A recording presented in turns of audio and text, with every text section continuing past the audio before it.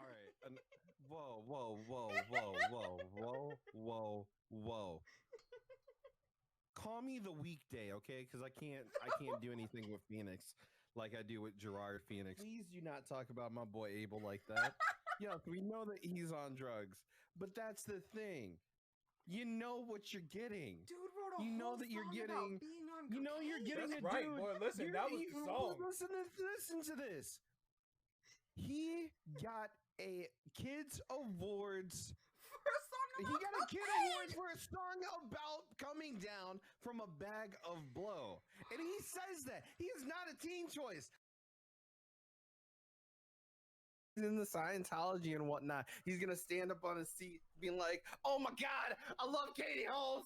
I love Katie Holmes. Oh gosh, Phoenix. Oh my God, oh my God, Somebody clip I it. love Katie Holmes. Katie Holmes." Like Captain Kirk into Star Wars and like team up Spock and Yoda. Like I think that would be. You need to just hush and just go somewhere with that disrespectful And then bullshit. take, you like, oh, You're stop. about to have Bigfoot 0 Stop. viewers. And his teddy bears Stop. and like mix them. You're fired. You're fired. How dare you disrespect Star Wars with that? Get out. Get out. Get out now. No! Out. No! Out. It's my fucking I think stream. we gotta No, move no on. more. You disrespected Star Wars. Get out. Listen, when we're playing the Star Wars game and you've got Bigfoot and teddy bears running around That's not with Bigfoot. like llama T-Rex Whoa. things. Like, He's I'm not a gonna- Bigfoot. Somebody banned Kelly from her own Yeah, Discord. hashtag make a cancel on this Get out. motherfucker. Get out. Hashtag make a cancel on this non-Star Wars loving motherfucker. My thing is, if I can't go and say it to my 90-year-old grandmother, I really shouldn't say it. And my 90-year-old grandmother is, she's pretty hip with the times, so. But Granny's probably seen it all though. She'd be Well, on I'm not Instagram, gonna- huh? But I'm not, well, she probably would because she is still fine for 90. I'm just gonna say that. Guys, I But, got a contract right here. But I'm not gonna go and be like, yeah, my parents, I had to go and pick them up from their drunk night because my mom peed in my car 3 times. That is now forever out there. That is for. I'm Yep. so sorry, Mama Bonnie, but that is forever cemented in the house. Oh, Phoenix left. I Oh my lost God. it. What are you jamming out to up there? Dashing through the snow Oh my in a one-horse open sleigh, o'er the fields we go. At least we don't have to worry about At least we don't have to worry about getting DMCA'd because that was beautiful, Phoenix. Oh, I thank you. My mama says that I would have been a great singer if I wasn't tone deaf. I think that's a compliment or something, but oh well. Listen, everybody needs to know that they're loved. In my group of friends, I'm always the mom friend. Like, I'm always, I don't know if it's because I'm a mom or like what it is, but I'm always the mom friend. It's like, are you okay? Did you eat today? Did you drink your water? How did you sleep last night? Did we have good dreams? Like, that's kind of, that's just how it works. Like, And then I'm the asshole of the friend group, just like, what's up, bitches? I'm here. I do not know how we are fucking- friends. Fuck your feelings. Fuck your life. Bing bong. Is there anything that you guys know that it's just a no-no? Like, you can't, you've been there, tried that, and that's just something that for the sake of your friendship, you know that you can't ever do that again. Anal. That's Remember that friendship Right, mind yeah. you were asking about? Remember when you were like, you guys ever think the same thing? That was it. That was it. You asked that question. Oh Lord. There was no way that was rehearsed, and both of us immediately said the same answer. Oh, that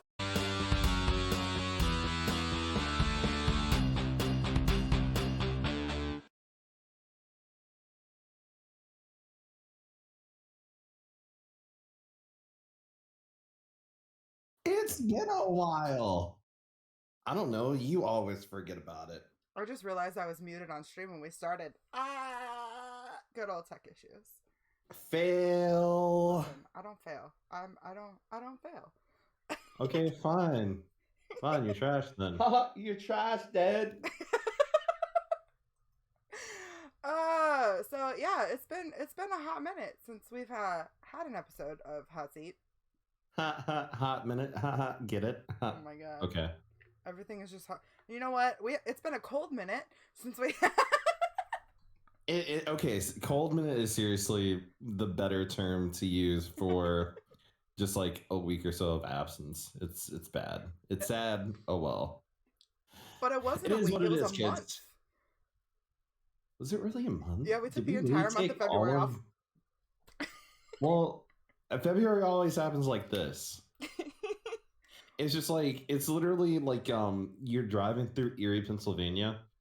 You get through Ohio, that northeast part of Ohio, and it's like, hey, welcome to Pennsylvania. Oh, actually, you're in New York now. It's just like, what? That was a thing? I thought Pennsylvania was just a massive ass state. Nope, little Erie just. That's my description of February. It's Erie, Pennsylvania. Tell me you live in the north without telling me you live in the north. Phoenix. I am from the Midwest. Thank you very much. Listen. I like to travel. I live in the Jeez. south. Everything is north to me.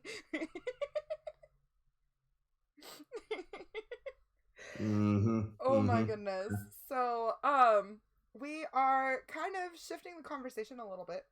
We're talking about something a little bit more serious today. We've kind of been planning this for now I'm gonna be self-conscious because like in my head I'm going, we've been planning this for a hot minute. Like I mean, it is what it is, right? But yeah, so we are talking about all things mental health. I think let me preface this by saying there are resources.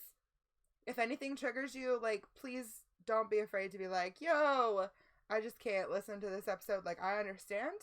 If you do !MHR just like that, a bunch of mental health resources will show up for the US, Canada, and the UK, and then their Twitch has an actual page like with a bunch of more resources on it, so I linked that as well. So don't be afraid. If you need to reach out, I know my DMs are open and I am in a place where I can actually listen to people and like at least listen to them vent. I don't give advice unless advice is asked for. That's just my policy, especially when it comes to like mental health stuff. Sometimes you don't want advice, you just need somebody to listen. So, my DMs are open. I am in a place where I can hear that. When I am not in a place, I am very quick to be like, listen, I'm so sorry that is going on, but I am not in a place where I can like be there for you on the level that you need because of my own mental health. So, Phoenix, what is your experience with mental health issues? If you're comfortable with, I don't know how comfortable. We didn't really preface. Oh boy. Yeah. So I guess we'll go ahead and put the disclaimer out there. So this show is going to be a little bit more of the serious tones. There might be some, good old Phoenix segues that you guys love. The OG chocolate hot takes and whatnot. But to keep that to a minimum, this episode is not for the faint of heart. There may be things that get talked about, so please use your discretion as well. Well, I have hair in my mouth. There you go. That's the one funny Phoenix thing that's going to happen. Phoenix just gets hair in his mouth. Mental health. There you go. Just all debunked. Anyways, my experience with mental health. This is actually a really trick question because, when you grow up, like your teen years, you always think that you're just like the outcast weirdo, which I thought was the case. Actually wasn't the case. It was just, me not knowing mental health. When I was younger, I would have these random like panic attacks and I didn't know what the hell they were. They just like come out of nowhere. Excuse me. As I progressed into my adult years, like my mid-20s, I had a life event that happened that was compiled with another big life event that happened and additional adult responsibilities that I had on myself that I was just literally having those every single day, it seemed like. And my mental health at a situation was at a all-time low. And it was of course anxiety, super high anxiety that I just couldn't control in a way, and it was bad. So my discovery, if you say, or experience with mental health was a um self-discovery, like a progressive self-discovery process. It wasn't something that, I knew when I was younger, like, oh, my mental health, because I don't think that mental health was something that we really talked about until maybe like the maybe 2000s, like late 2000, early 2010s, where it became something that, you know, is clinically studied, researched, so on and so forth. It's Maybe still a I'm thing that's I'm like very taboo. Like a lot of people, especially in different cultures, they're like, Mhm. "Oh no, that's not a thing." Oh yeah. Like, Oh yeah. so that's kind of. I can't say that I can relate to that, because my experience is very much different. Um, I got thrown into therapy at 5 years old, and I've been in and out of therapy all my life.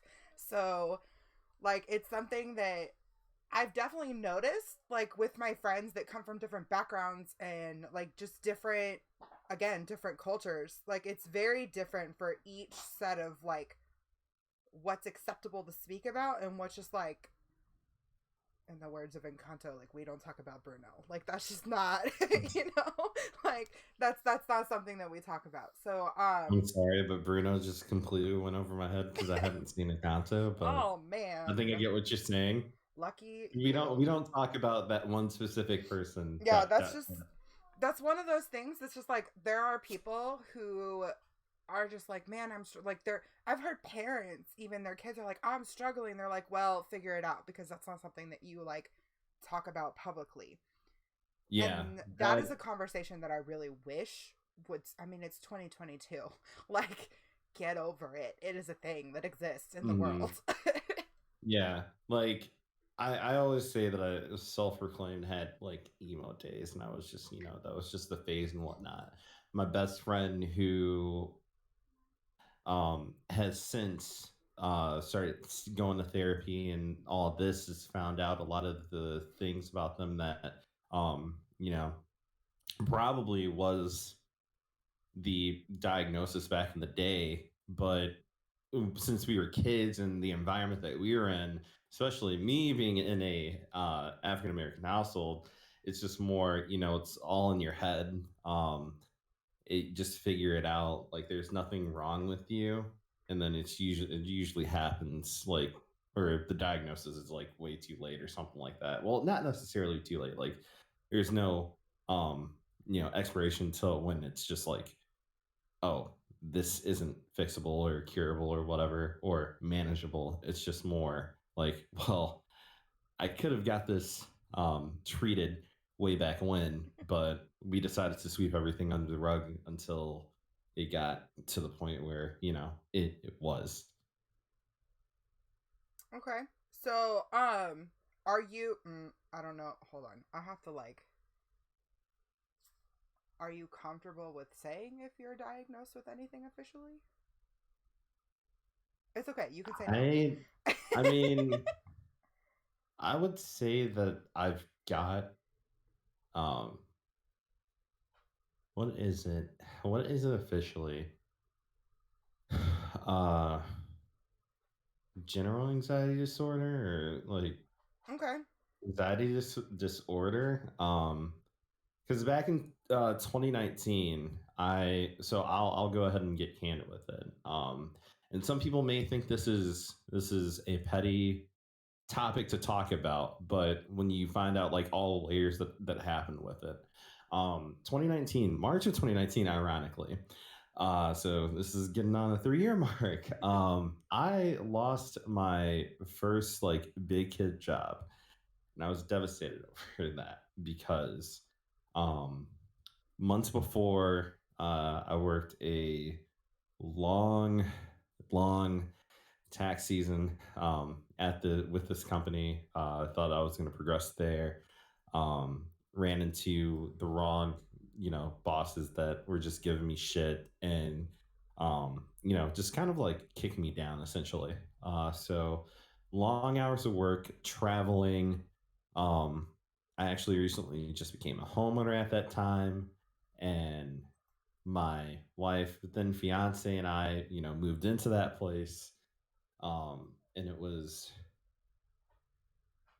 3 or so months to go before the wedding, 2 or 3 months before the wedding. So we had, some additional expenses to take care of with that. And it was just hard because you go from having this stable income to nothing. She just graduated law school, and you're kind of at this point just like broke. Luckily, they gave me a severance package, but at that time, it's like, what the hell do I do with that? Like, I've got to figure out work and everything. And then on top of that, I'm studying for my certification license within my field. So it's just, it's all this stress going on to the point where it's just like, I've got to make moves or else nothing happens.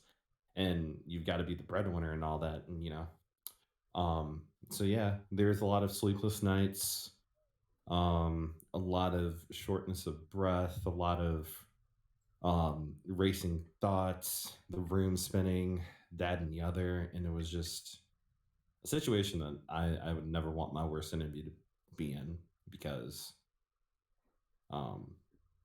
my wife was a trooper in dealing with that shit.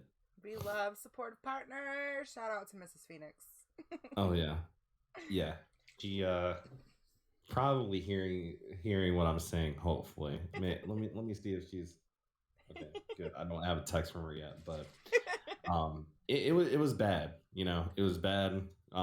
She is definitely the level-headed one. That is a good support system for me in those situations. And I don't know what I'd do without her, honestly. No, just put it that way. Aw, that's sweet. Yeah.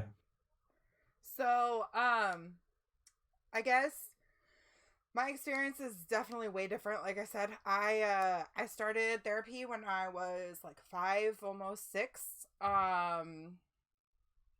Honestly, I can't tell you the original reason why we started going to therapy. It probably had to do with my parents' divorce.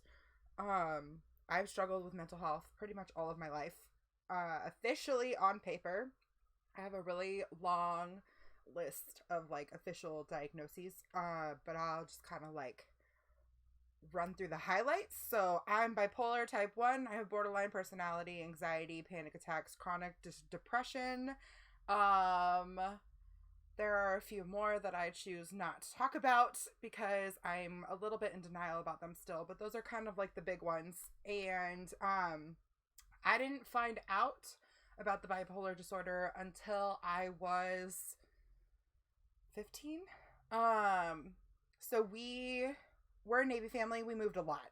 Like a lot. We moved from California to Florida to back to California. I've lived in Texas. I live in South Carolina. Like, we've lived all over the place. I have family all over the US. Indiana, Michigan, Idaho. Like, we're just spread out everywhere. And so, like, having a strong family unit growing up was not something that I'm accustomed to. My mom also has several undiagnosed situations just because she refuses to go get them diagnosed.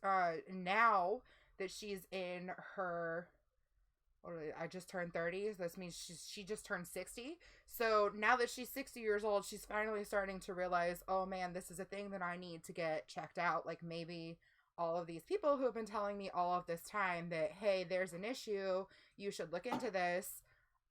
They're finding out that, or she's finding out that it's a real thing. So, she's just now beginning her journey, and she's coming to me for advice, which is always strange, right? Like, when your parent comes to you for advice, you're like, wait, but it's something that I've been on medication, I've been off medication, that's a whole other battle with me, that kind of also roots into my disorders, but it's something I'm also going through with my son.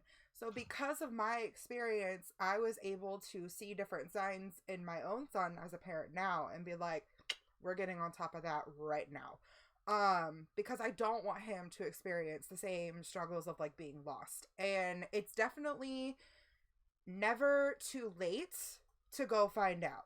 Like, if you really think that there's something going on, like, it is never, ever, ever too late to go to your doctor and be like, hey, XYZ is happening. I really need to look into this. Can you help me? Can you direct me to a therapist? Because there's different levels of therapy, right? There's just normal counseling, which is like just talk therapy.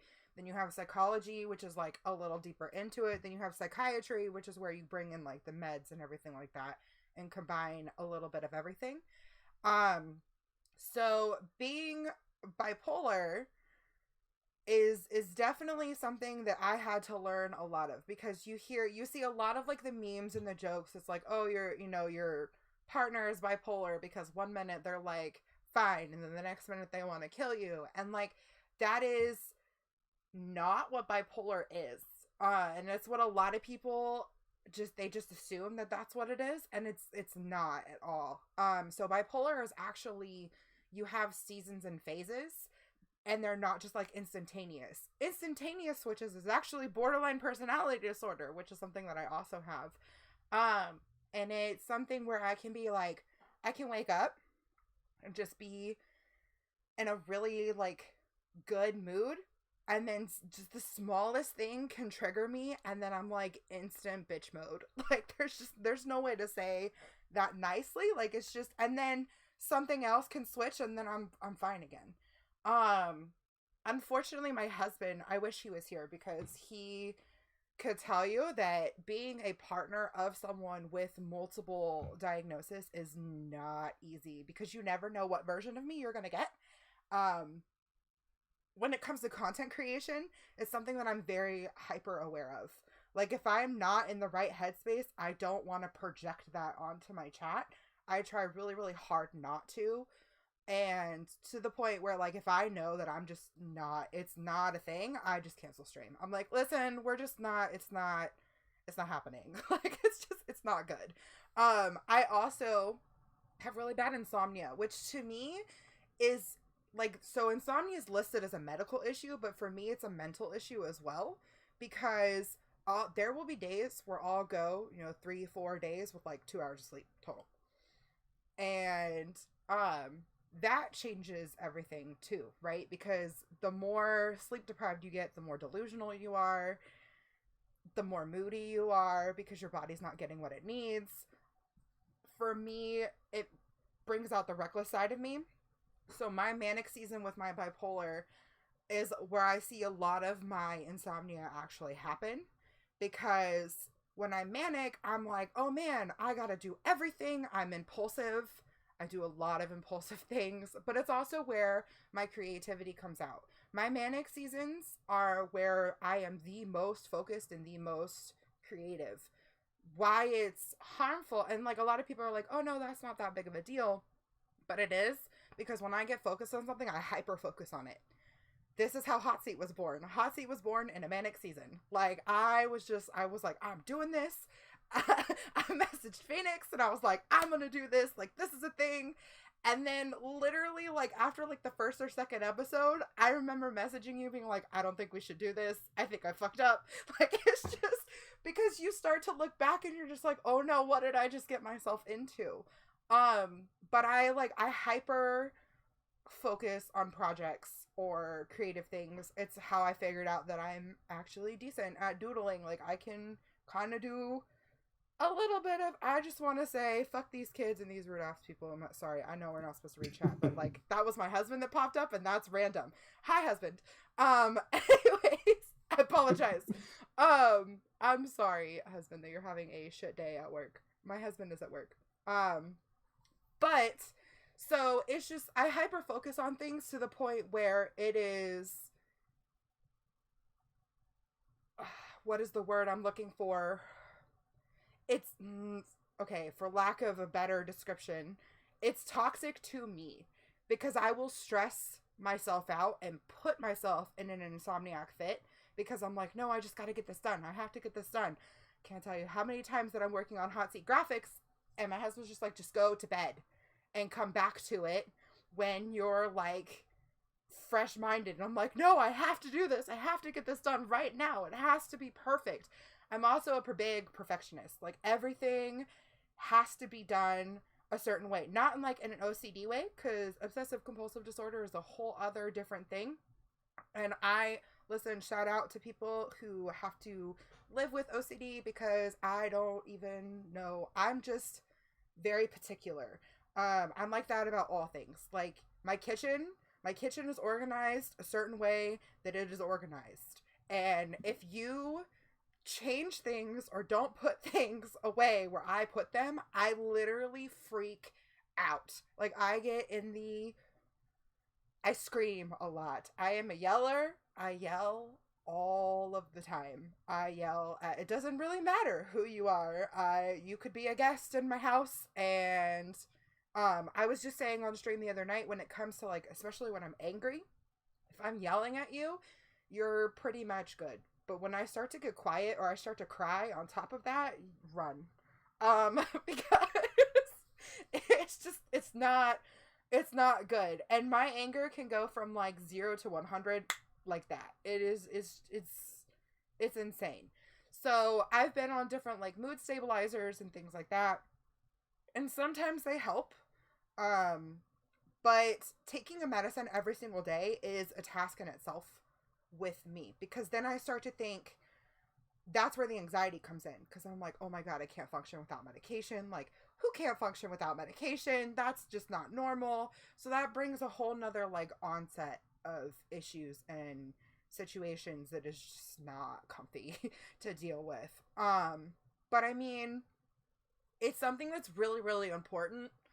And like, kind of back to like what I was saying in the beginning, like, it is never too late to go get the help that you think that you need. Everybody needs help at some point in their life. And it could be something as simple as just adjusting how you do certain things to like actually needing to be in therapy. My husband's, I'm not going to talk too much about his situations because he's not here and I don't have permission. I didn't get that ahead of time. But I know like he's had different life experiences where I'm like, you need to go to therapy. But therapy wasn't something that was in his household. Like, that wasn't something that they did when he was coming up.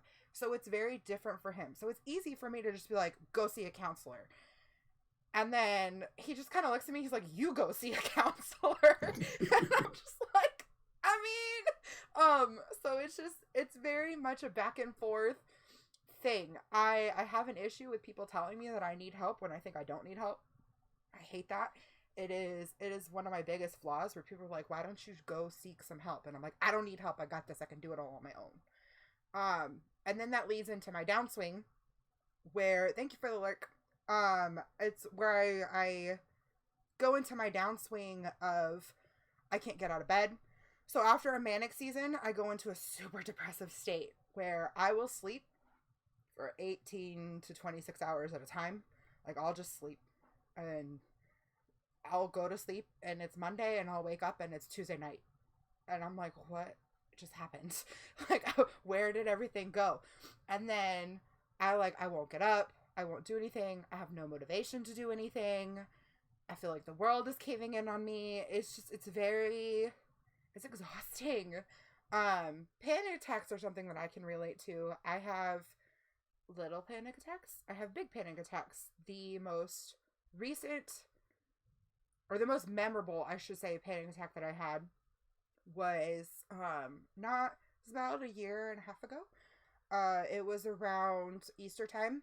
We had just gone through a really intense family tragedy. And I had been home super depressed, and my husband was trying really hard to get me to like go socialize, because I'm a very social person, and when like my social structure gets cut off, that sends me further into a depressive state. And so he was like trying to pull me out, and I was like, all right, fine. So we went to a friend's house for Easter. I was there maybe 10 minutes. Like, I couldn't get out of the car. I cried the whole way there. I was shaking. And it's not because I didn't want to go. Like, I wanted to go until I went. And then we got about halfway there, and I was just freaking out. And I got there, and I couldn't get out of the car. I was shaking really bad and crying. And then I felt like shit because the friends that we had gone to see had made, like, extra dinner because we were supposed to be over there for dinner for Easter. And I was like, I'm sorry, I need to go home. Like, I need to go home. I can't be here. Like, I need to go home. And they're like, it's okay. Like, you don't have to apologize. Leave Caden here. Caden can play. You know, we'll watch him. He can play with our kiddos. Go home. Send Joey to pick him up later. And so I told Joey, I was like, no, go back, go hang out. He brought me home, and I was like, go back and go hang out with our friends. Like, go. You don't need to be punished because I'm having an issue. And he's like, no, I'm going to be here for you regardless. And I was like, but that messes with me too, because now I'm like, great, now I'm messing up my life, but I'm messing up his life too. And he was just like, no, like, I'm here for you. Like, let's just go for it. My husband takes a lot of verbal abuse, which is not something that I'm proud of. I giggle because I giggle at inappropriate things, but he bears the brunt of a lot of my mental health swings when I'm just having a really bad day. Unfortunately, he's the punching bag that's right in front of me. And it's just like, well, and then every little thing he does seems to trigger something. Like, I will be joking and laughing with him, and then he'll do something. And I'm like, why would you do that? And then it's like a whole other person. So it's definitely something that we struggle with a lot. It's something I'm 30 years old, and I still haven't figured it out. I've been in and out of therapy for 25 years, and I still can't figure it out.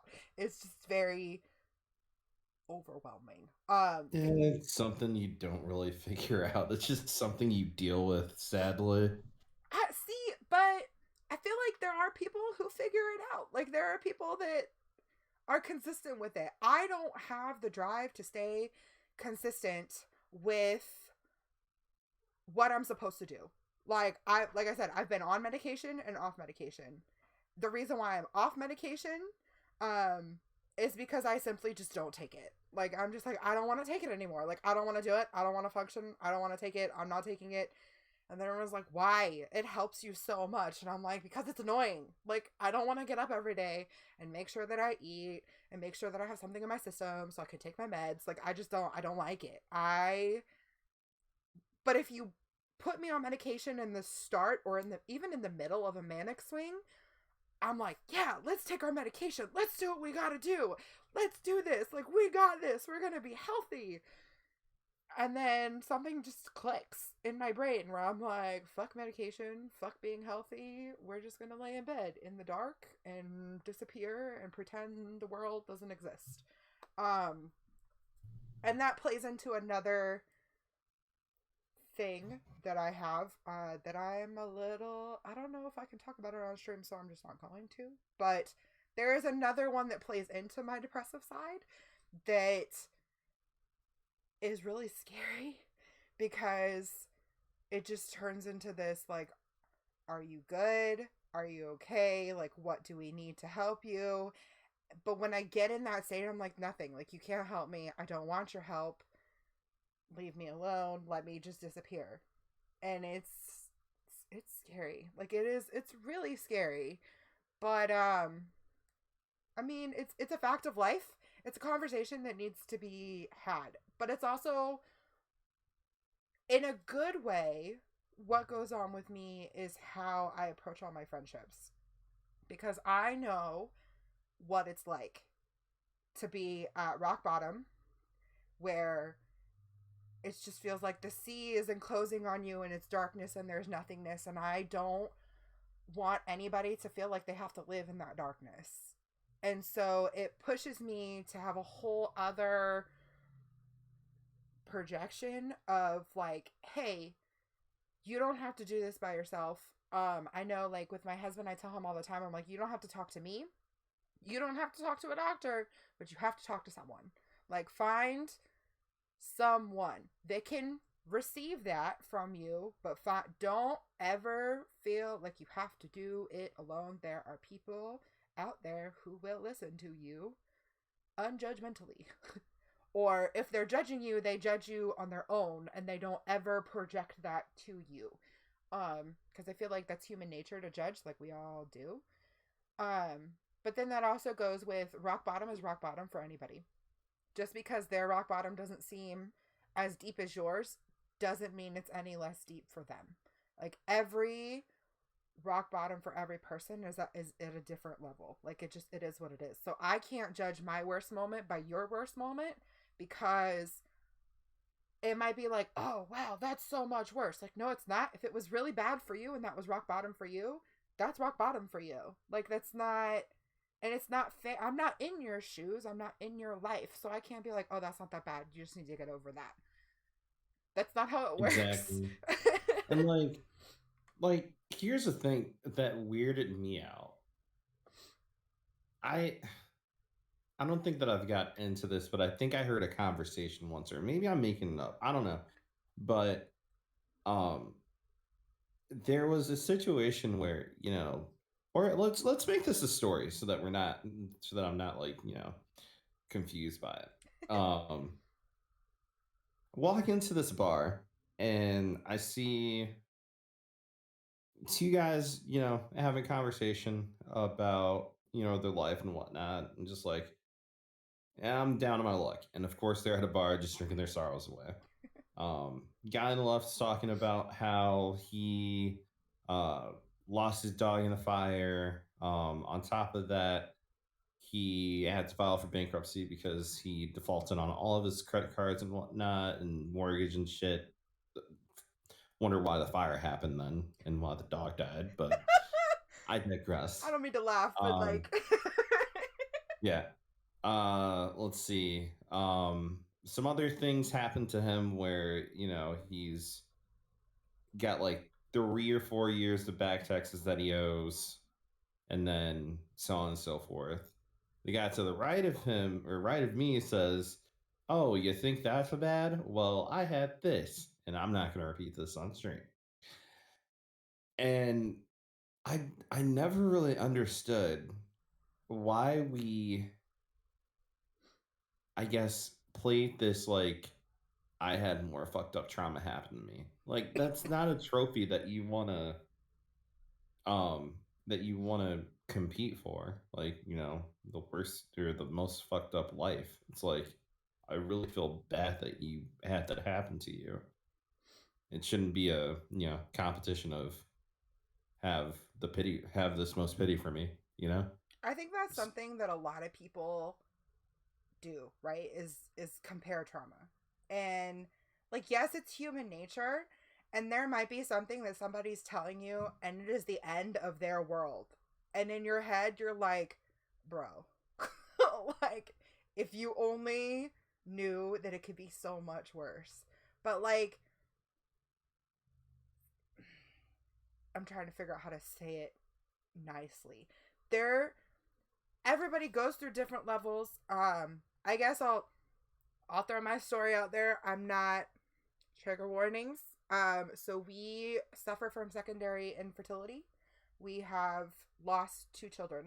I've had 2 stillborn baby girls, and there are just times where people are just like, oh man, this is terrible, and my kid da da da da da da da, and I just wish they would disappear. And I'm just like, you don't even know. Or like, I'll hear people that are just like, man, why does she have a baby? I hope that something happens to it. And I'm like, don't ever wish that on someone, because you have no idea mentally what that does to a female. And then there's a whole other situation where you have the dad involved. like if the dad is involved in the situation. I know like when we lost both of our daughters both times, so many people were checking on me. And I'm like, is anybody checking on my husband? Like somebody needs to check on Joey because it's not just me that lost this child, like he did too. And it's different for dads, right? Because moms get to experience that.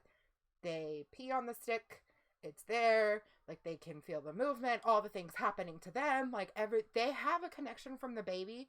There's a phrase, what is it? Moms become moms the moment they know that there's a baby there. Dads don't become a dad till the first time they see or hold their child. Just because that seems to be how it works. Like moms have that connection pretty much right off rip. And it's a whole other thing where it's like, I lost this child, but he never got to know it. Like I knew it while it was still in me. Like he never got a chance to know it. And it's a huge deal for me when like couples go through that I'm just like, is anybody checking on the dad? Like the dad needs to know that people are there for him too.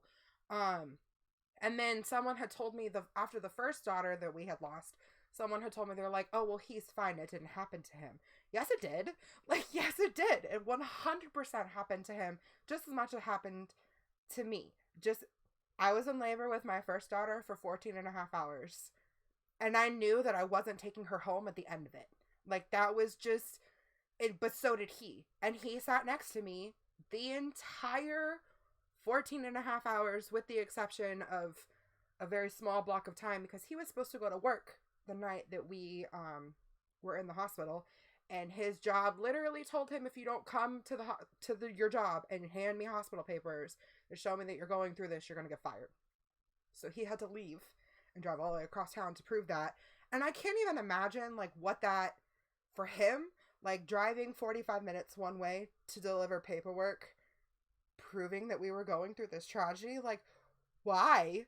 Like why? I will never understand that. But everyone's like, oh well, it's your wife's problem. Like, no, that is an us problem. And that affects him just as much as it affects me. So it's something that you can't ever compare Trump. Like it's not okay. It's not okay in any situation. And one-upping someone like, oh, well, I lost my house in a fire and my dog died. Oh yeah, well, I've been homeless in my car. Like, no, bro. Like, no. So, okay, so you both don't have a home. Like, it doesn't matter how you lost it. Like, you just... I don't know. I'd still give the trophy to the dude that lost his dog in the fire. Fuck the guy living in his car. Also, why the hell are they at the bar drinking if they've lost their house? Listen. No judgment, though. I'm just saying. As someone who self-medicates with alcohol, sometimes that's all you can do is go to the bar and just drink it away. Which is never the answer. Drinking it away is never, ever, ever the answer. Like, it's not, because alcohol might solve it for a little while, but eventually you sober up. And it hits you just as hard when you sober. All you're doing is delaying the inevitable. Like, problems are still there.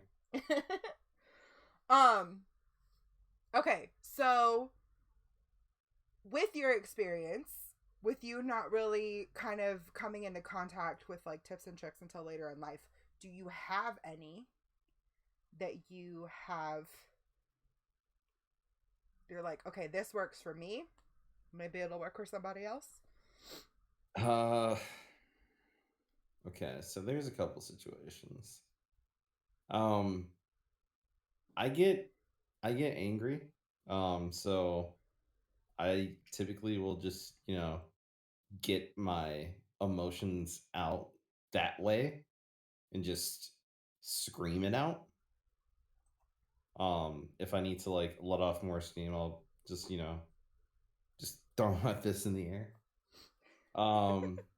Some other things that I do, if it's more or less the racing thoughts and having those anxiety attacks and shortness of breath and everything, I will literally sit down for a few minutes, do the grounding technique that everybody says, Find those things that you can feel, touch, taste. If you have something like that, drink water, kind of get back into that reality. Um, these things come in handy so much. And that Spotify premium account comes in handy so much that I can just put, lo-fi music on for probably about 10-15 minutes and then just let everything subside. So it's that, or any of the music that I have within the library, the vinyls that you see back there, I'll just probably spend those on. But typically it's something that has to be connected, just to have that feel. Close my eyes and just let everything kind of subside in that way. And it typically takes that 10 to 15 minutes for me. If it's more severe, it'll take a little bit longer, but That's so fast. I'm so jealous.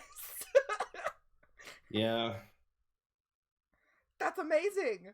Like, I don't mean that in a judgmental way. Like, that's amazing. Like, it is.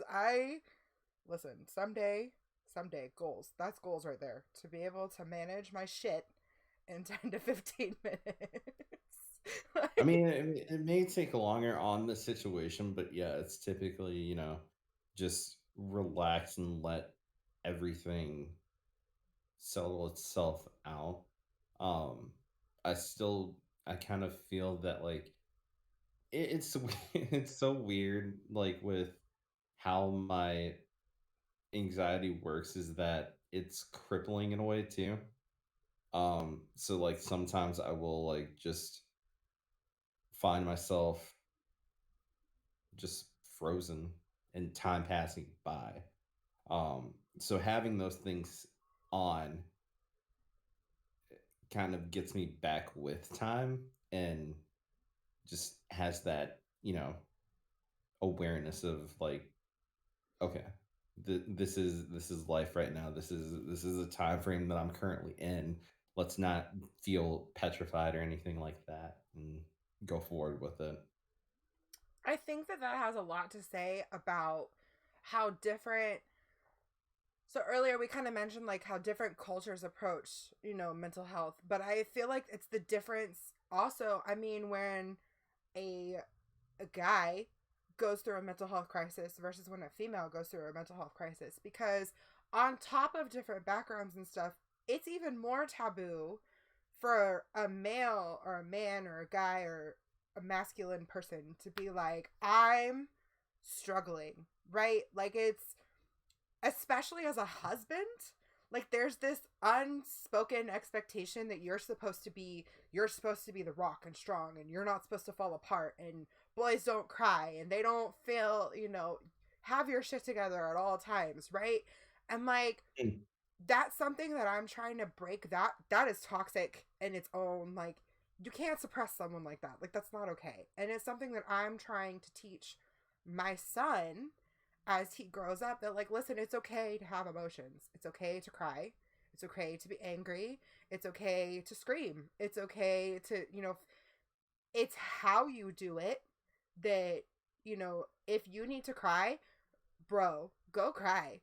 Like, he gets very angry, and I'm like, listen, and he stomps.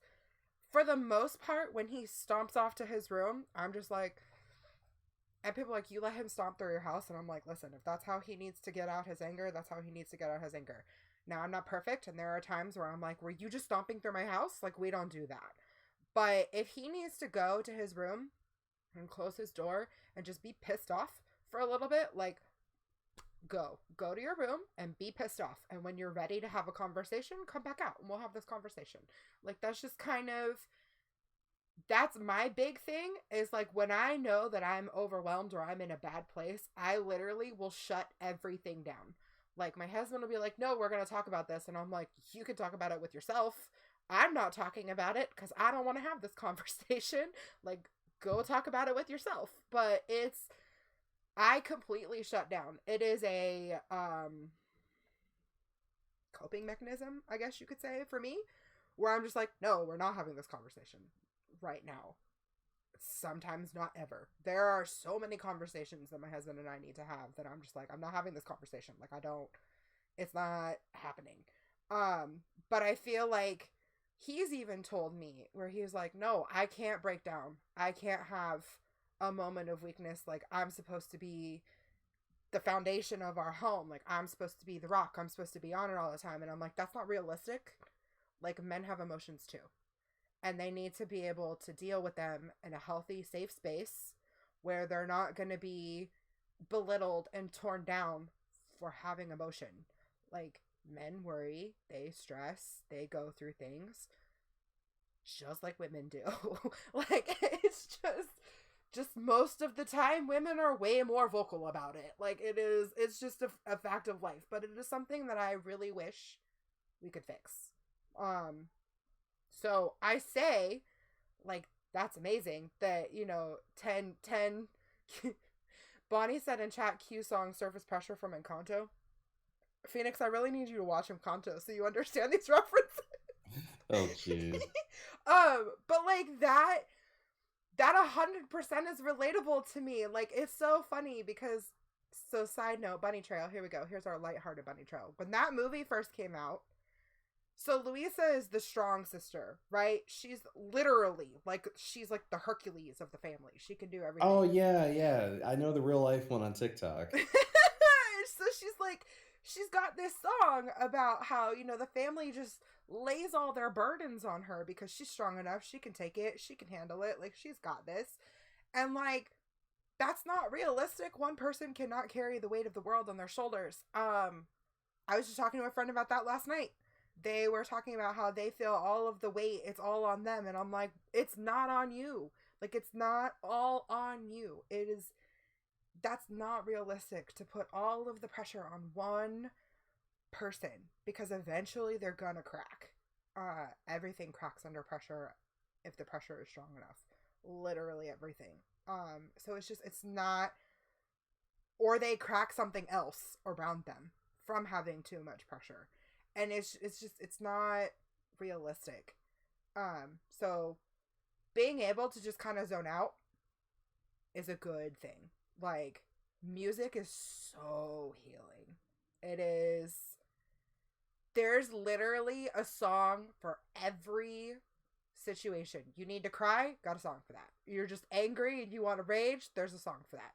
You're super happy and giggly and bubbly, there's a song for that. You're like, there is music is healing in itself.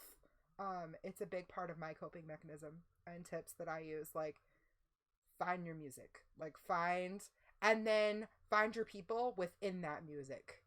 Like, what is the quote that's like, when you're feeling one way, you enjoy the music, but when it's real, you understand the lyrics, or something like that. I've always said that music are the words. I'm sorry. Can I get a snack? No. I apologize. That was my child. But like, music are the words that I don't say often. So most of the time, if I'm like, hey, listen to this song, it's because it's saying something that I don't know how to say or that I can't say. So music is very healing in itself. That's I felt like you stole that from me, and thank you for not giving me credit. That wasn't something that you said. Let's be real. I mean, I didn't directly say the quote, but I've applied the quote, Which one? I just with a rattled couple off of like 4 situations. I just half-ass rattled off 4 quotes. 4 clips, huh? Yeah, 4 clips. 4 clips. Gotcha. Just there's music for everything. When you're sad, there's a song. When you're happy, there's a song. When you want to take over the world, there's a song. Like, yeah. We talked about the one when it's just like when you feel invisible and I can't listen to it anymore. That I now listen to all the time. Like, yeah, and I'm just like, okay. all the time. So that's part of my hyper focus thing. Like, when I find something that resonates with me, I just latch onto it until it's like worn out. It's like your favorite pair of shoes that you just keep wearing even though there's holes in them and it's like worn down to the soles, and everyone's like, why don't you just go get new shoes? And it's like, why don't you go get new shoes? Like, I'm comfortable in this. I am like that. And that's probably a whole other disorder that I need to have looked at, where I'm just like, I become almost obsessive over something. So like that specific song, I'm just like, dang. But what resonated with me is there's a song on that same album that you had sent me that I am even more attached to and addicted to, that I'm just like, yes, this song resonates with me and I feel this, but this song is like, I don't want to say it's my anthem because it's not, but it is. Oh, let me check and see which one it is. It's the I don't dark feel side like of getting me. into the. It's the dark side of me. Like that's I can flat out tell you. That is the song that I'm just like, oh man. Like it is just, I feel all the feelings every single time that I listen to it. I go through like a whole cycle of emotions when I listen to it. Like I'm happy because I'm like, damn, I love this song. And then I'm mad because I'm like, I hate that I can relate to this. And then I'm sad because I'm like, oh, this is like calling me out. Like it's just Bonnie also said same. I feel that the hyper focus, listen, hyper focusing on something can be the most healthy thing and the most unhealthy thing all at once. Like you have to find the balance. And I think that in mental health, like that's what ultimately it's about, right? It's about finding the balance between not what's normal, but like what's appropriate, I guess, and what's harmful. Does that make sense? I don't know if that makes sense. Makes sense to me. So, okay. Okay, so I like this one. I wrote this down. Define self-care, and do you actively participate in your own self-care? So what is self-care to you? Wait, isn't that one Claudette teachable perk in Dead by Daylight? So, no. But no, self-care is self-healing. no, I think it is self-care. Maybe we need to get Captain in here. I don't know. I'll boot it up tonight and then let you know. But look at anyways, the screenshot. See, bitch, I told you. Self-care is the practice, because you have it in here. It's the practice of actually, here, I'm just gonna make an analogy because I hate definitions. So when you're in an airplane and they go through that boring tutorial because you've flown in an airplane a millions amount of times to hear that. It's like the top 10 things that you don't need to hear, that you don't need to hear for like 20 years, but you remember by heart. The national anthem's one, Pledge of Allegiance, Tearing Up My Heart by NSYNC, Bye Bye Bye, and then that stupid airline tutorial, put on your seatbelt, all that, your life jacket's under the seat. There's 6 exits. Yeah, there's 6 exits. Unless you're in a 747, there's that extra one right there. If you're sitting in an exit seat, you got to verbally confirm with the flight attendant, blah, blah, blah, blah, blah. And then there's that one thing. If the air cabin... Actually... If the air cabin is way too low, you'll need to use your H2O mask. Please put yours on before you assist others. That's basically what self-care is. It's, you putting on your oxygen mask to take care of yourself.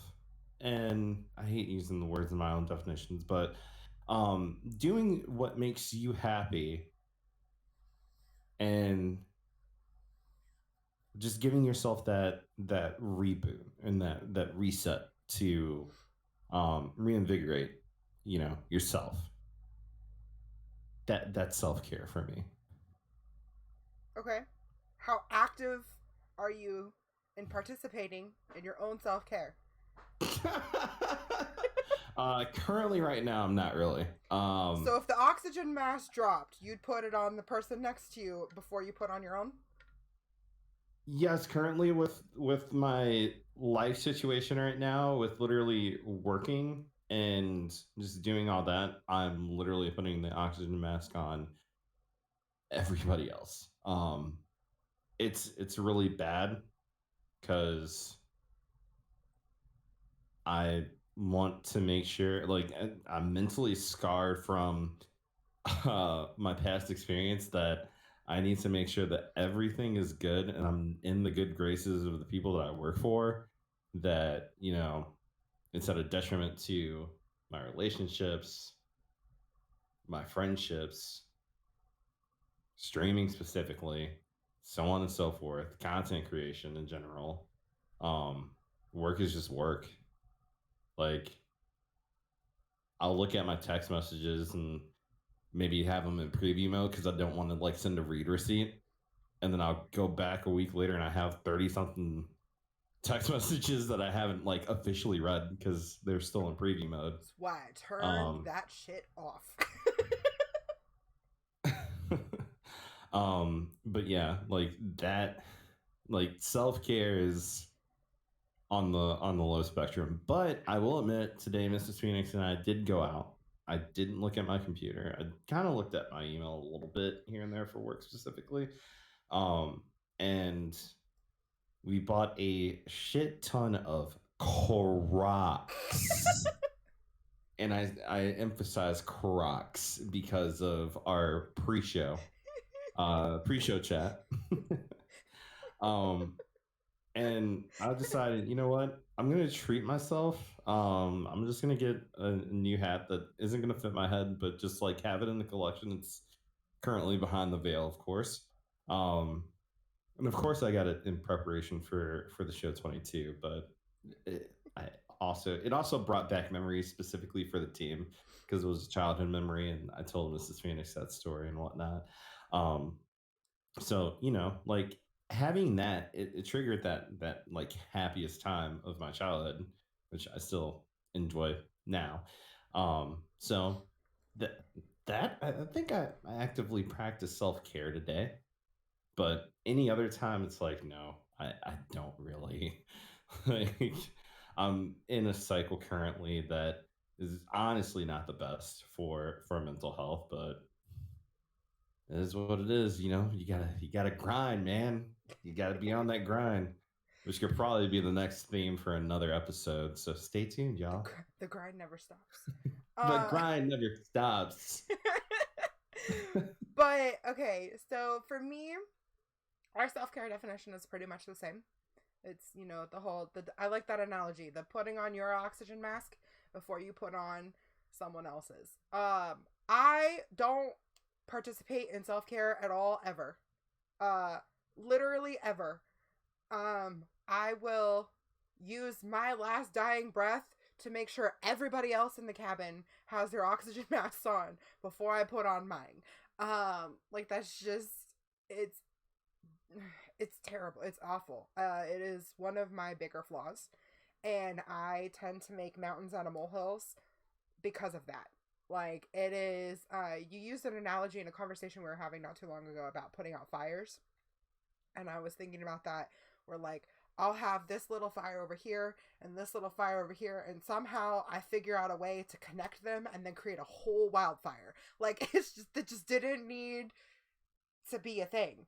And then you just had a shit ton of gasoline and you were just dousing it all over the place.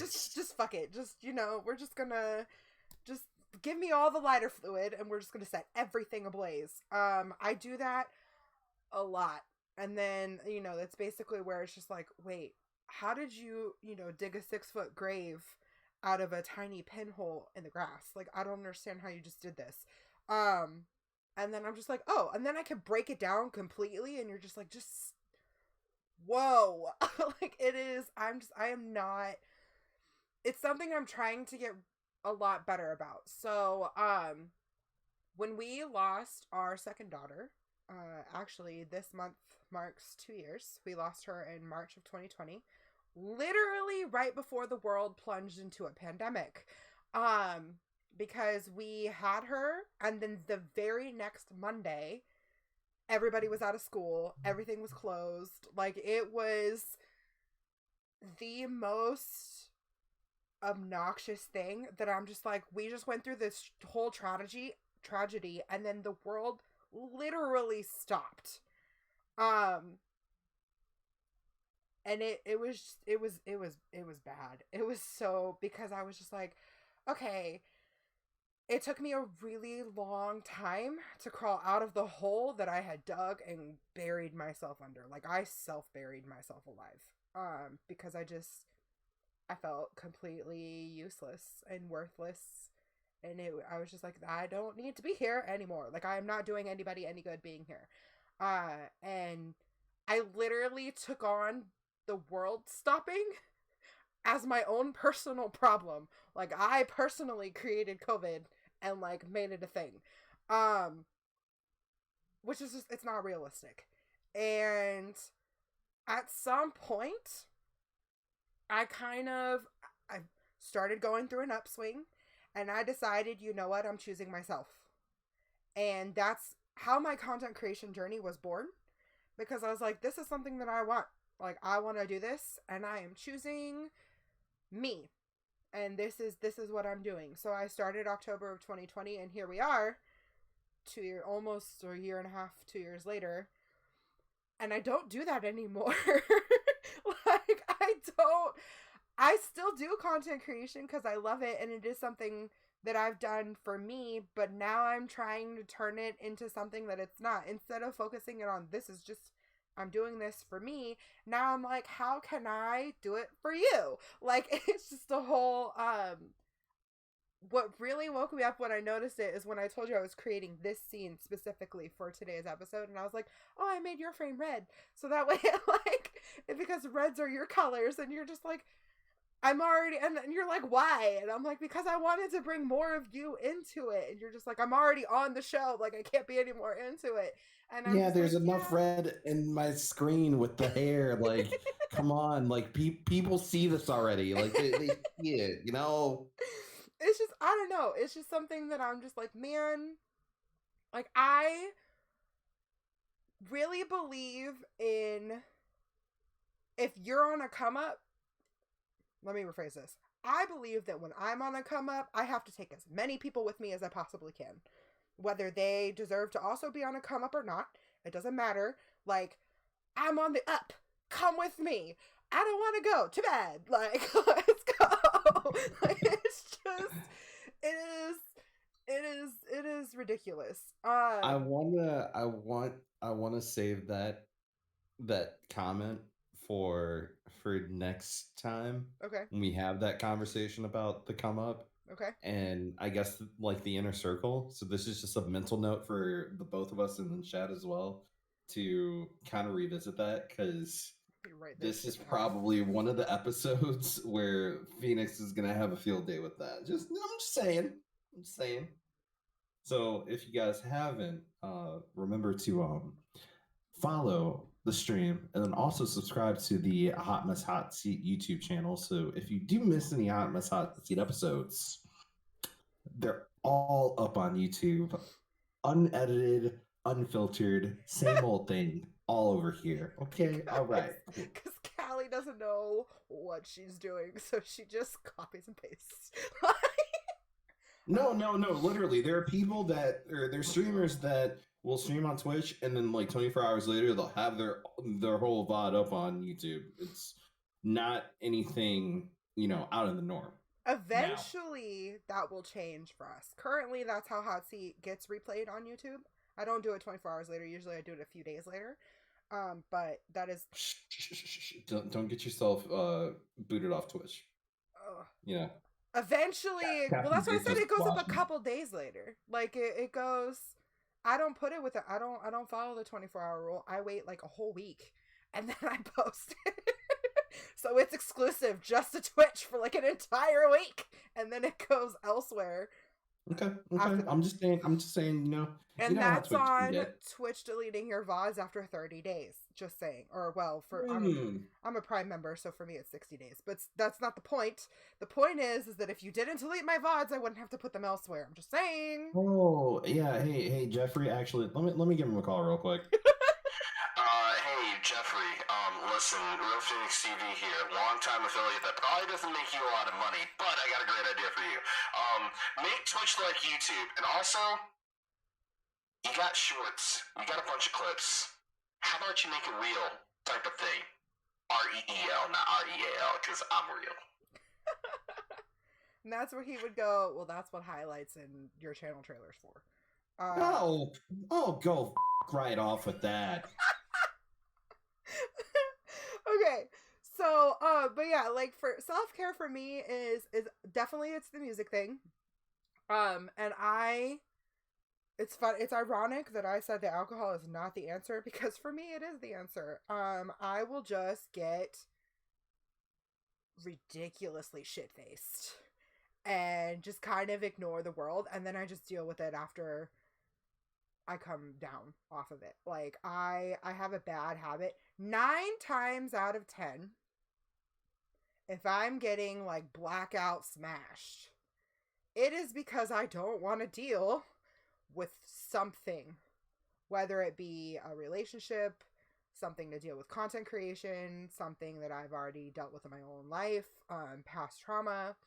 I just get smashed. And then I'm just like, oh, I don't want to deal with this right now. I don't want to think about it. I don't want to deal with it. So I'm not going to. But that's also why, you know, the whole just sweep it under the rug and keep it trucking. I can't sweep anything else under the rug because the rug is now lifted off the floor. Because there's so much shit that I've swept underneath there. It's just, I need a vacuum at this point to just suck it all up. Like, it's a thing that is a terrible way of me just not taking care of myself. But I just sleep. I literally will sleep it away. Like, I'll wake up and I'm like, nope, still feel it. And I will roll back over and go right back to sleep.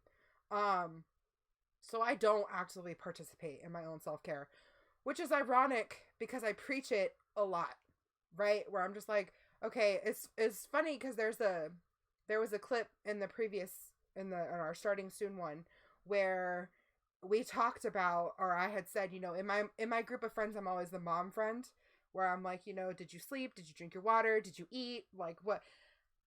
But none of that applies to me. See, those rules apply to you, right? Did you sleep? Did you drink your water? Have you eaten today? Did you go outside and get some fresh air? And then someone goes, did you? And I'm like, oh, I gotta go. like, I just don't. But that's also why I try really hard not to give advice unless it's asked for. Like, if you don't want advice, the last thing you need is you to be like, hey, I need to tell you about my problem XYZ. And me be like, oh, well, this is how you handle that. I bet you I didn't ask you how to handle it. Like, that's just not. Now, if you go, hey, I really need advice on that, that's a different situation. But I also don't give advice if I don't have any idea what you're going through. And I try really hard not to do, man, I get it. I feel that. I completely, I know exactly what you mean. No, I don't. Like, I don't. Circling back to, you know, like us losing kids, there are a lot of people who have lost kids. And I'm just like, you know, I don't know your experience because I'm not there. I'm not you. I don't walk in your shoes. When it comes to the infertility world, that's a big thing, because a lot of moms go through a lot of mental health issues with that, because then they just feel like they're a failure. Like, your job as a woman is to be able to breathe new life into the world. And when you can't do that, it is a whole other animal. But like, my infertility experience is different from a lot of people's because we have secondary infertility. I have a child, a healthy-ish child like, that is living and breathing, and he's 9 years old. And like, I had him, the pregnancy was complicated, but he was fine. Like, he's now, I have dealt with the other side of it. Like, we had 2 stillborns. We've gone through several miscarriages. We are going through between the loss of my first daughter and my second daughter was 5 years of trying and failing and miscarriages and just chaos. We lost our daughter in March of 2020, and once again we're on year 2 of trying and failing and like having nothing happen, and just it's shitty. But I don't know, like I don't actively participate in making sure that I'm okay with that. And I don't, when people are just like, oh, I get it, I'm like, do you? Like, do you actually get it? So I try to change how I phrase that, and I'm just like, I understand what you're talking about, but not what you're going through. Like, I understand how you feel. No, I understand what you're talking about. Like, I know of the feeling, but I don't know exactly how you feel, because how you feel is your experience with the world. Like, you can be hungry and I can be hungry, but I'm not going to be like, oh man, yeah, I completely understand that. Like, it could have been 3 days since you've eaten and I just ate an hour and a half ago. Like, you know what I mean? Like, it's one of those things. It's like, we can experience the same things and still have different experiences. So I try really hard to make sure that I'm not, that's my self-care moment where I'm not, oh, I know exactly what you feel, exactly what you mean. Because you don't. Like, it's not, that's how I guess that's my self-care, is that I don't insert myself into everybody's situation on the same level that they're there. I try to meet you where I can, but if I can't meet you all the way, like, I tried. Like, I'm not gonna kill myself over it. Oh, that was a bad choice of words. I'm not going to extend myself even more into chaos because I don't know I'm not in your shoes. You know what I mean? Does that make sense? I feel like I used way wrong choice of words there, and I apologize. Like, I sincerely apologize. We're just gonna act like that didn't happen. We're gonna segue to the next question. Who's your mental health buddy?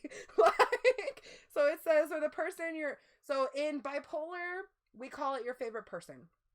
Like, they are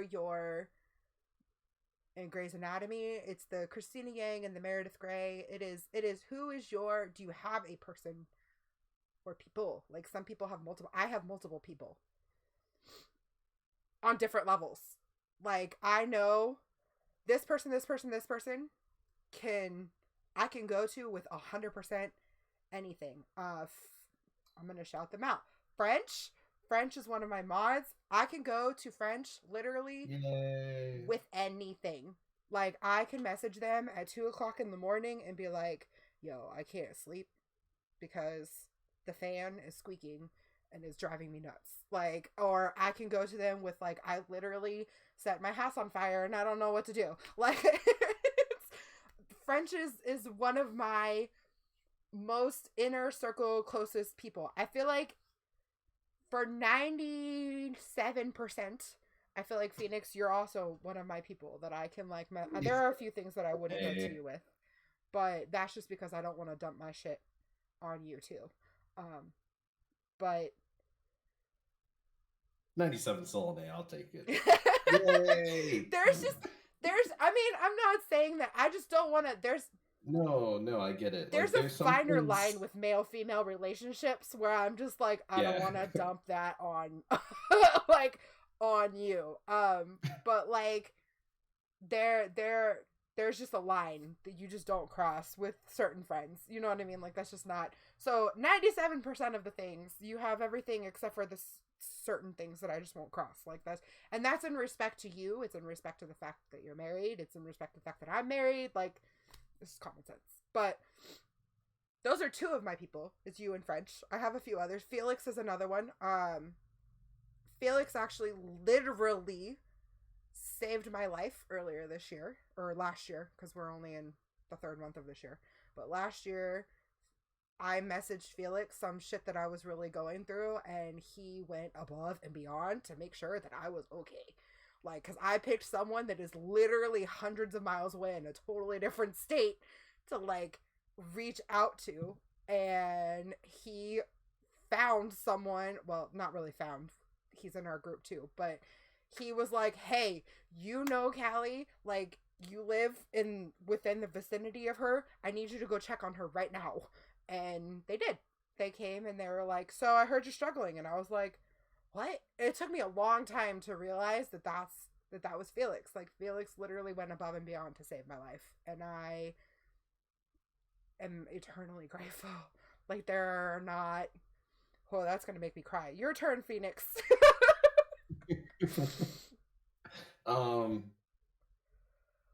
Man, do I want to label people as mental health buddies or no? I don't really want to label it because they're my friends. They're my friends.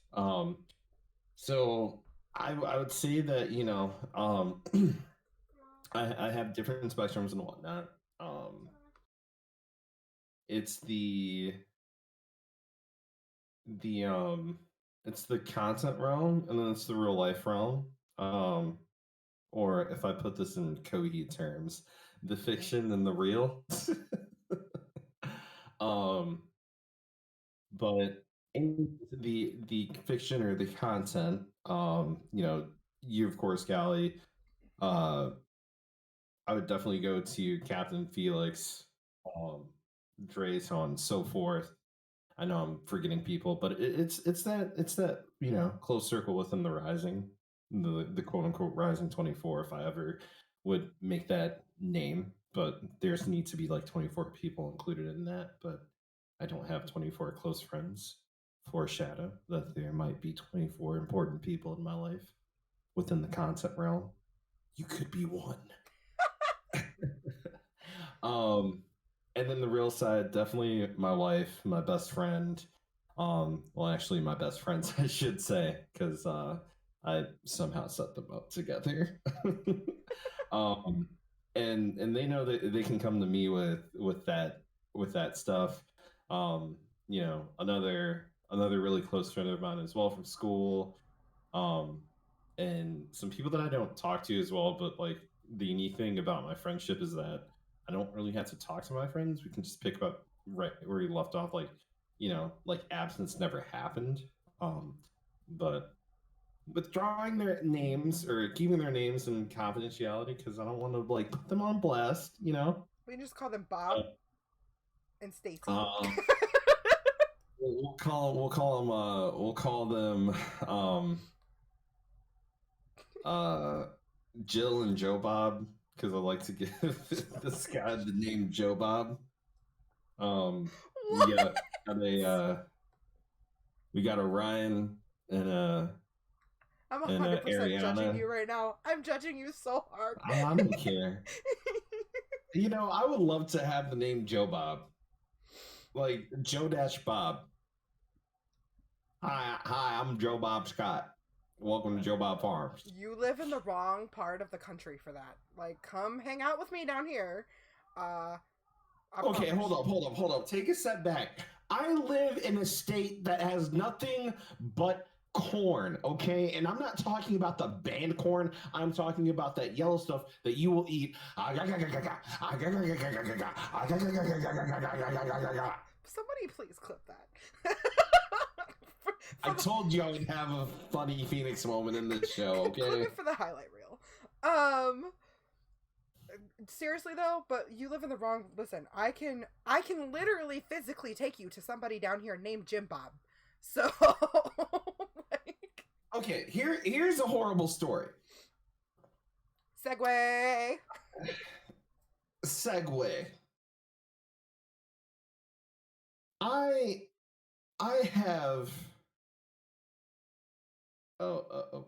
I have a number of names. I'm not going to tell anybody my names because no. I have 4 names. First, middle, last, 2 last. You can interchangeably move the names because they're all first last names. Like, no matter how you use them, you can just combine them as you want. You can have different variations Sorry, I was thinking about your name, how that would work.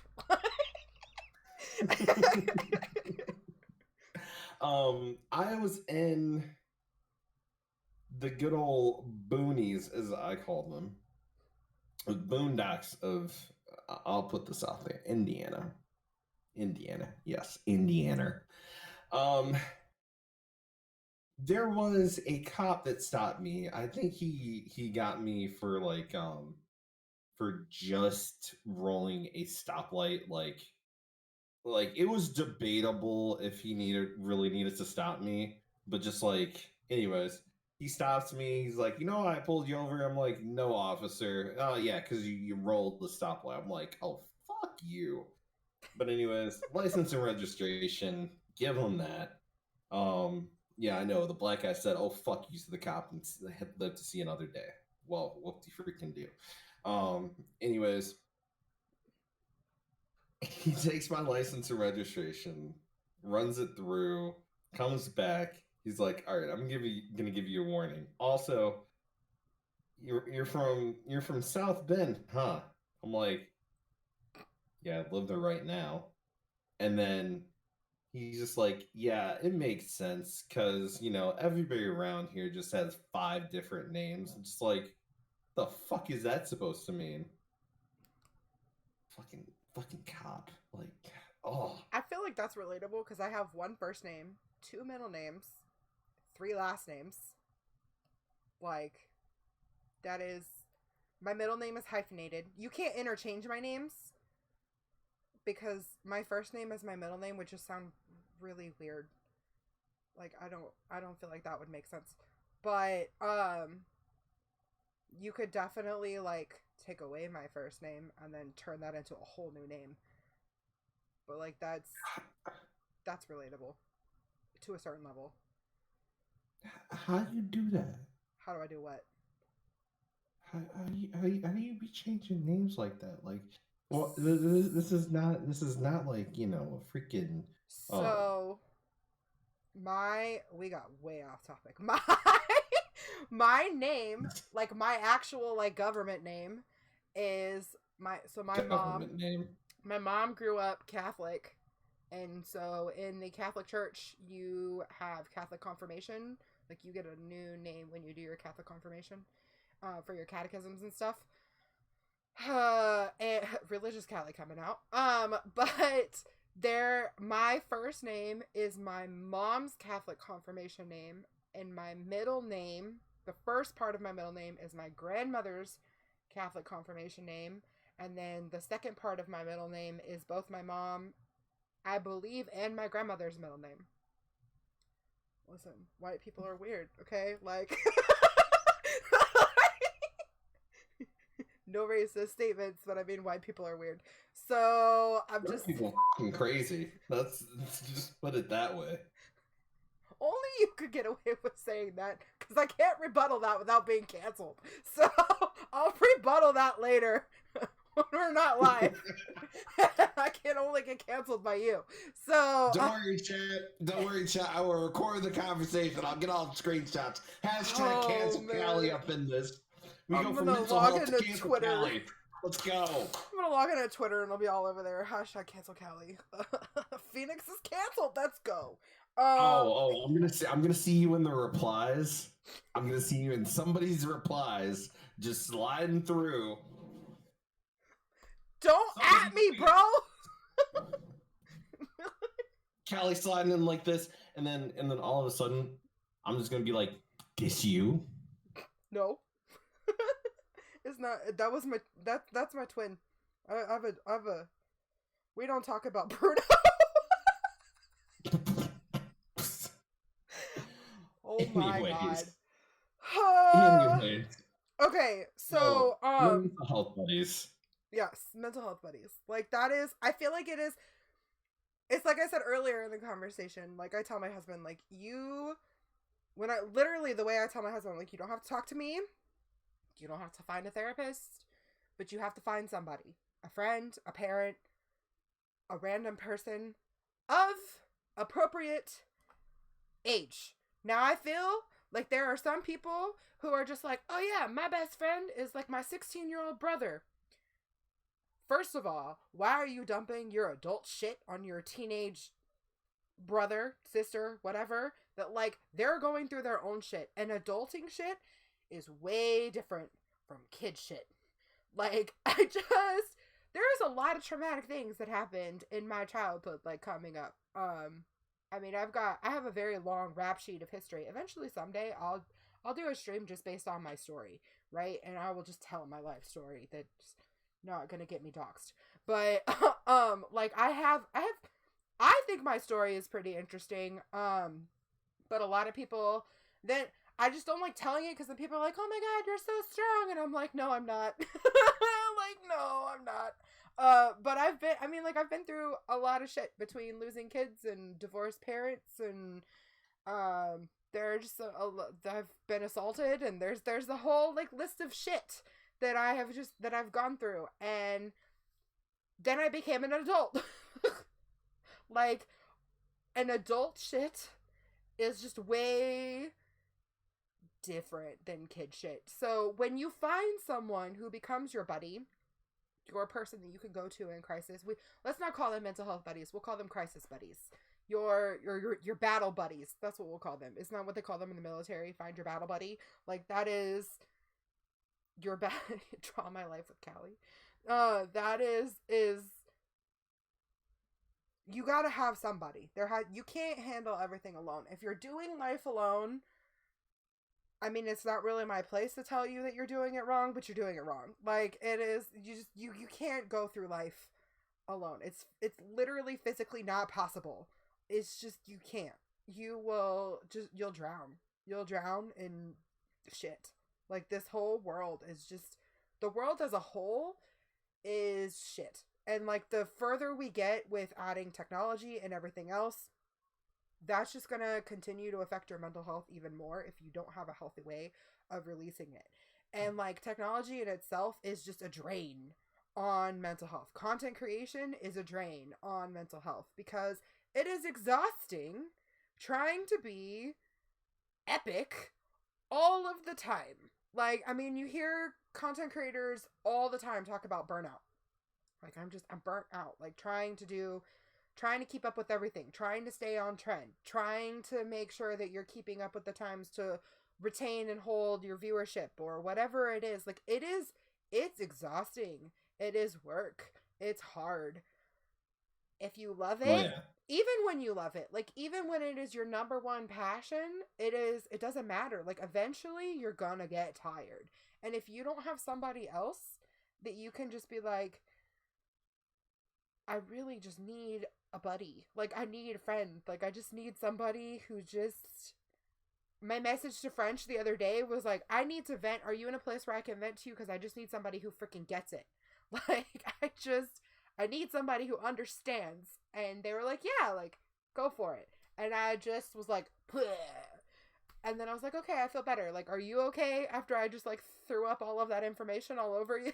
Like, I just word vomited the most gross thing. Like, are you good? And then they were like, yeah, we're good. Like, that's something that even within your buddies, you have to make sure that your buddies are in a place where they can receive what you're telling them. Like, that is Bonnie said something really important in chat. She said taking a stream break just to recharge has really helped. I'm not gonna lie.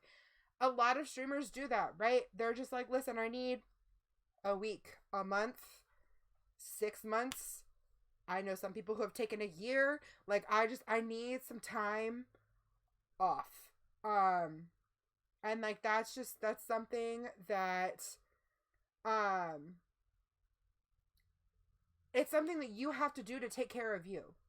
And because being in content creation is a mental health drain, because there is so much that goes into it. Like, making sure you're following all the TOS rules, making sure that but you're still being individual, making sure you're on trend, but also still being you, like, keeping up with the times. And like, that's the hardest balance right there, right? Is like keeping up with all the trending and everything else that's going on, but also being original. How the hell do you do both? I mean, I would say, first of all, shout out to the folks that are either doing this full-time content creation wise, or B, in the situation like I think a lot of us that have high demanding full-time jobs or like part-time jobs in general, and then transition to make this work in efforts to at least make this something that will give them a supplemental income to pay their bills, because I know that there's some people that just want to do that just to pay their bills, which I respect, and some people that want to make this a career and have all the content ideas, have other ideas in mind with like merch line and all that, because they know that with content creation there's like multiple streams of income that you need. It is, from my perspective, the most draining and mental health. And Bonnie said as well, like those recharges that you do, they're fantastic.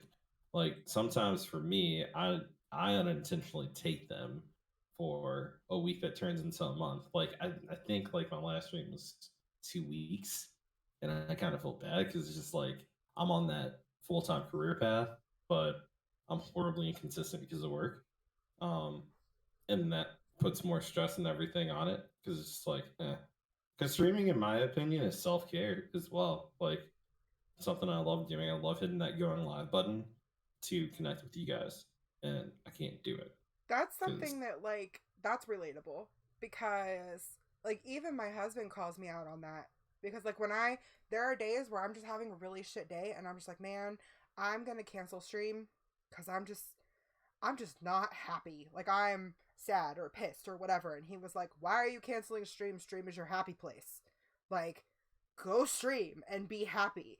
And that's the socialite in me. Like the social butterfly that just loves talking to people. But that's also why I don't like playing games solo.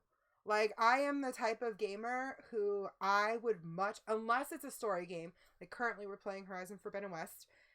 That's a solo game. I mean, like, that is... But I'm choosing to stream it because I like talking to people while I'm doing it about what we're doing. Like, oh, why are you doing this? Oh, hey, why don't you try it this way? But, like, games like... People who just run solo rounds on, like, shooter games, like solos on Fortnite... Oh, I almost said something else. Fortnite. Or like Call of Duty or whatever. Like, how do you do? I cannot. And it's not just because I'm terrible at it skill wise, which I am, but like I don't like playing games alone. Like if I'm gonna play a game alone, my solo game is Sims. Like that is my de-stress game, and I'm like. I'm right on the cusp of being able to play Sims. I have not been able to play Sims for like a year and a half, and I can feel it. And I'm not the kind of person that's like, I'm going to take out my anger by killing all the Sims. Like, I don't do that. My de-stress is literally building a lot, a house, a business, or whatever. Like, that's how I play Sims. Like, I'm weird. A lot of people like play it for the story, or they do like all the challenges that are out there. Like, nope. I spend days building the most epic house that's like cool and really awesome, and then I create Sims in it, and then I play it for 3 days, and then I'm like, okay, I'm bored with this, and destroy the whole house and start all over. Oh, there's been times where I'm like, Joey, look what I did, and I'm like showing him everything that I did, and then he's like, oh, that's really cool, and then 3 days later he's like, what are you doing? And I'm like, I'm building a new house. And he's like, didn't you already build? And I was like, yeah, I got bored with it. Like, I just needed a new house. Because there's something about picking everything, like the walls, the carpet, the furniture. Like, something about that is just... And putting it exactly how I want it and knowing that it's going to stay exactly there. But that's also why I get really irritated with this, like, when I actually play the game part. Because, like, if I build my Sims this epic kitchen that has, sinks and dishwashers and stuff, and then they take their plate into the upstairs bathroom to go wash it, like, that irritates me. And then I'm like, nope, you're dead. Like, I'm giving you a whole new house now. Like, I don't like it. Like, we don't wash our dishes in the bathroom sink upstairs when you have a perfectly functional kitchen that is, like, fully upgraded downstairs. Like, just not... I hate that. I hate that. So, or they'll, like... You're like, okay, go cook your meal. And they'll take all the ingredients out of the refrigerator and then go to the living room coffee table to mix it. And I'm like, yo, you have 55 counters in here, because that's a whole other. My kitchen has no counter space and I freaking hate it. And so I'm like, I gave you all the counter space and you're mixing your shit outside on the picnic table. Like, go back inside and mix your shit and cook it like you're supposed to in the kitchen, like a normal And this person. is why, thank God that none of us are playing God. Because literally, if you're gonna kill me, if you're gonna strike me down for just putting my dish in the upstairs bathroom sink to wash, like, what in the actual man? Listen, if I provide you with a high-tech, fully functional, beautifully spaced and decorated kitchen, and you go to the half bath upstairs to wash your dishes, you don't deserve it. Look here, man. Y'all tripping. No, I'm not tripping. Like, that is just facts. That is, if there's anybody out there who understands, I know Bonnie's saying same in the chat. If there's anybody out there who understands that, comment, retweet it, whatever. Like, just be like, yes, like, Cali is right. I don't give, because I'm that person that will sit there and take one sim at a time, and like, I'll use the testing cheats, like, debug thing where I can, like, reset their needs and, like, turn them off so they don't need to sleep or eat or pee or anything else like that, and literally max all their skill levels out. And I'm like, all right, you're the perfect chef, you're the perfect baker, all of your technology has been upgraded to, like, it self-cleans, it does all, it never breaks, like, it does all of this thing, and then you're still gonna go wash your dish in the sink in the bathroom? Like, what are you doing? Like, no, that is not. I gave you a recycle bin that you dump your trash in and it gives you money. Like, what are you doing? It's just, oh, I might be a little bit too passionate about basically, in Sims. case anybody is just joining us, Callie is very passionate about The Sims. That It affects my mental messes with health. her mental health. Okay, all right. This is not a absolutely, like, reach of a segue. It's true, you know. I'm having a full breakdown about them washing their dishes in the bathroom sink. Rest in peace to those Sims that are just so fucking stupid that they. I don't know. I was thinking about, so we watched a whole other segue that's kind of relatable to this. Have you seen the movie Free Guy yet? With Ryan Reynolds? And how, like, it has that clip of, he's gonna pull out a physical copy of the movie Free Guy. Well, no, I've seen the movie Free Guy enough to get a freaking G Fuel flavor of it. Shut up, there's a G Fuel Free Guy. Anyways, okay, I don't need to spend any more money. But, so, like, there's the whole, like, clip, right, where they're realizing that he's an NPC, and they're showing, like, Ninja and, is it Pokimane that's in it too? Like, all the different little streamers are like, oh, I didn't even think about how I treat my NPCs.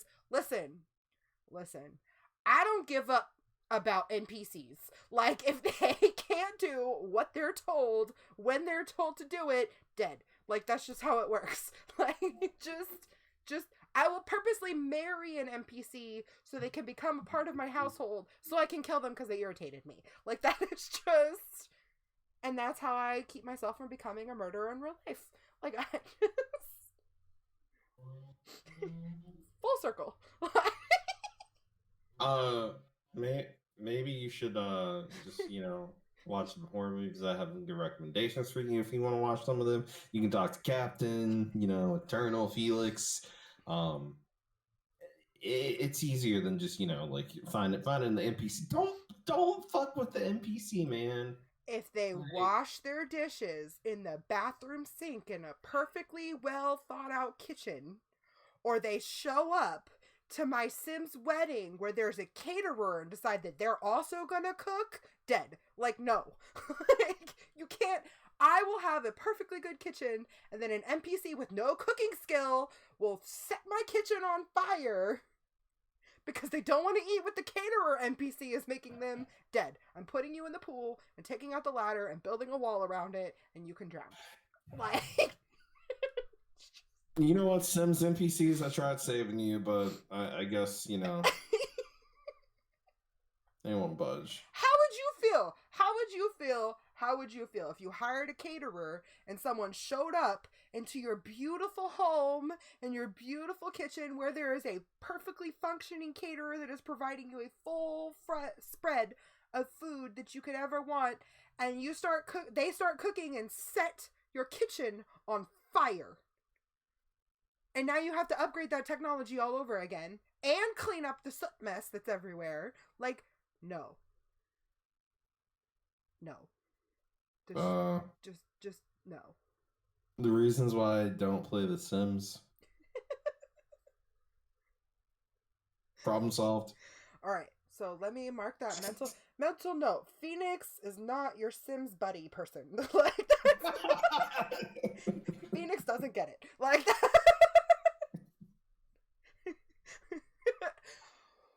Okay, so there are different apps and stuff out there, like meditation apps, stuff like that. Have you ever used them? Meditation apps? Yeah, for like your self-care and stuff, like where you're supposed to like listen to whoever's voice, where they're like, take a deep breath in. Oh, hell no.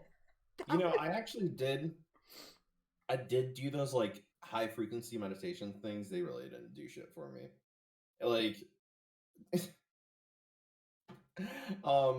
how I see it is that stupid dog meme where he's like in the room and in the burning room and he's like, this is fine. I'm fine with the events occurring along with me, and his face melts. That's basically what's going on every time I put that on. Like I don't know. They make me uncomfortable. Like someone telling me in a monotone voice to breathe in and breathe out and sit in silence. I am worthy. I will achieve all goals that I put across for myself. I am just using this video to get millions of views on YouTube and make tons of money because of your mental health illnesses. That's all they do. So this just in, Hotmess Hotseat Phoenix has been canceled. I'm looking for a new co-host. Wait, the fuck? Why? Hold up. Why the f am I getting canceled? Because that makes me feel murderous. You use the murderous voice with the monotone, like meditational voice. So, canceled. I'm getting canceled over that and not anything else. That's... Y'all soft, okay? Y'all are soft. I'm just kidding. I could not do this without you. You are definitely 100% my content creation buddy. Like, there's a reason why you're the chairman of the Hotmess stream board with French. You're a co-chairman. French is the other chairman. Whoa. No. Y'all are definitely co-chairs. Actually, you know what? We taking this offline. I'm having a meeting after this. Oh, shit. No. Well, it was nice knowing everybody. Apparently the Hotmess Hangouts no more. Our company was just bought out by a parent company, and now there were no more. Hey, you know what? No, I'm sorry. Cookie Jar Incorporated could not take that away. Pretty soon we're gonna become Hotmess Rising. Like that's just the Rising Hotmess. Like that's just. Oh man. Okay. Actually, no. I'm in conversations to get the Foxes done to take over in a very like friendly takeover. Great. So we're still all the Hotmess shares. I guess I don't know. We'll figure it out. Listen, Lazy Fox Girl, if you watch this, don't come for me. I will do something terrible. I need to work on my threatening voices. Anyways, well, you got to do it in a very nice way. Be afraid. Because Canada. Be afraid, eh? Oh my god. I don't even. Okay, so to kind of wrap this up, because I don't want to keep you from Mrs. Phoenix all night, but for everybody who's stuck with us, like, first of all, thank you. When it comes to your mental health, like you got to make sure that you are taking care of you. And for unsolicited advice that I'm going to give you that I definitely won't be following myself, find a person. Find literally, and at this point, I don't care if it's your stuffed animal that you have that just like kind of chills on, like, find a person, preferably a living, breathing person that will talk back to you and help you realize that, yeah, okay, you might be crazy, but you're not beyond help. Reach out to someone. Phoenix did the amazing mental health resource command that we've got going on. Like, there's several different numbers there for the US, Canada, the UK. I included a link to Twitch's mental health support page that they have, which has even more resources on it. Everything from, suicide awareness to domestic violence to just everything in between. Like, reach out, find someone. If you don't know where to start, DM me. I will help you find someone to help you. Like, I don't have to be your person. It doesn't have to be, for those of you who are married, it doesn't have to be your spouse. I'm sure your spouse would appreciate it if it was them. But there are some spouses that are like, listen, I can't be your person. I don't want to be your person. I married you, but I don't want to be your person. Like, there's nothing wrong with that. But, like, find someone who can help you navigate the darkness. Because whether you're at rock bottom or you're still sinking down, like, you don't have to do it by yourself. Like, it's not, you don't have to be alone. And I think a lot of people think that they have to fight their own battles alone. And ultimately, yes, you are responsible for your own choices and your own battles that you make. But even generals have, or even kings have an advisory board. Companies have an advisory board. Generals have people that they also have to listen to.